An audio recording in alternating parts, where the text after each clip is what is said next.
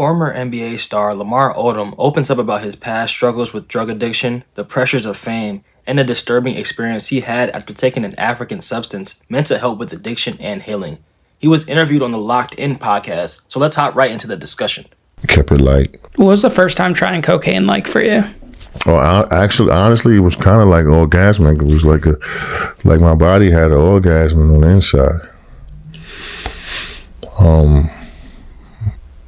But it woke up a beast. Because you doing it again, you're chasing that drag, and you're trying to chase that feeling that you're never gonna get again. And any addict could tell you that. Any person that's an alcoholic or has any type of mental disease when it comes to drugs or alcohol. Because that's all the addict is mentally, you have a mental brain disease that you probably don't even know. Do you think it got passed down from your dad? Probably so. At any point did you ever think... Because it could be genetic. Yeah, at any point did you ever think, I don't want to be like my dad? Always. It's one of the reasons why I don't fuck around now. Because I have children.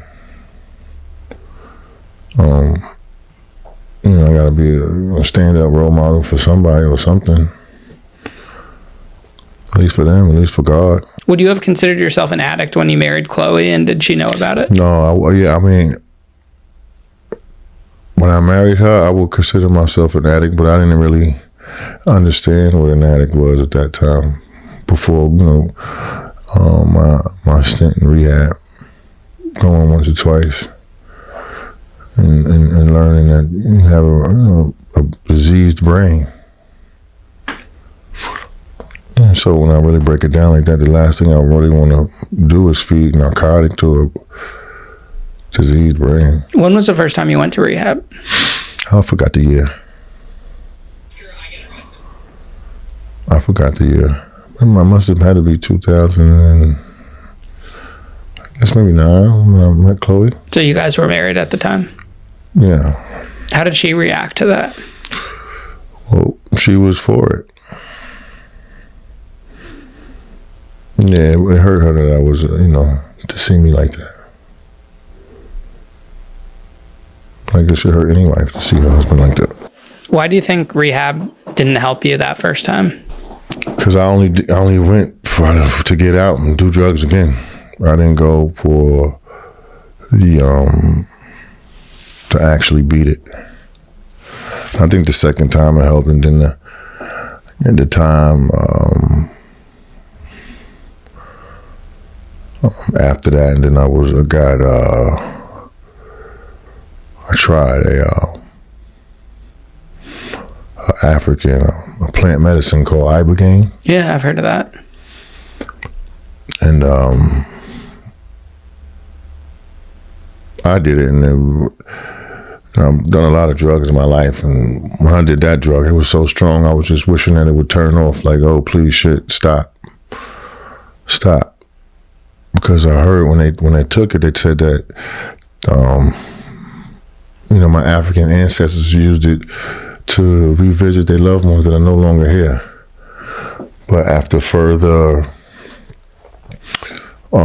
testing, that they found out that it heals anxiety, PTSD, depression, and addiction. So when I heard that, I was like, I gotta try it. But you can, it's illegal here in the States. You only could, so I had to go to Mexico to try it and have it.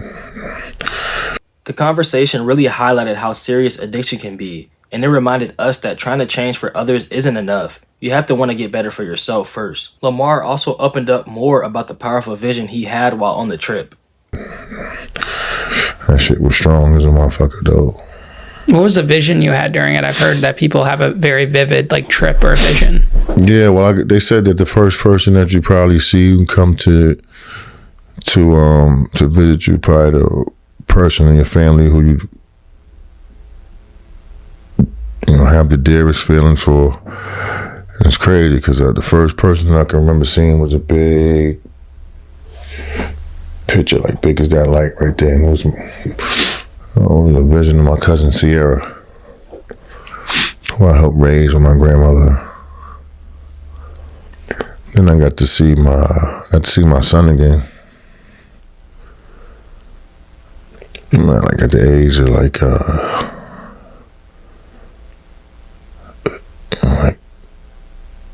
age he passed away at like 6, 12, and then the age he would have been in at the time was like 14, 15. I kept hearing my mother's voice and my grandmother's voice. Right.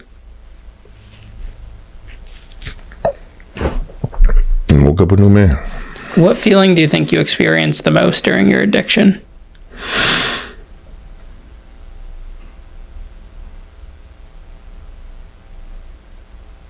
Loss. Lamar talked about seeing what he believed were ancestors during his trip, and it's sad to see how the enemy can deceive someone into thinking real healing can be found apart from God. When the host asked Lamar what feeling defined his addiction the most, he answered, lost. That's an honest answer, and one many people can relate to because addiction makes you depend on something that promises satisfaction but only offers a temporary escape. It can never truly fix what's broken inside. What we really need is the true source of life, Jesus Christ, the one who makes us a new creation. Without Christ, we'll always be searching, but with Him, we can experience lasting peace and real freedom.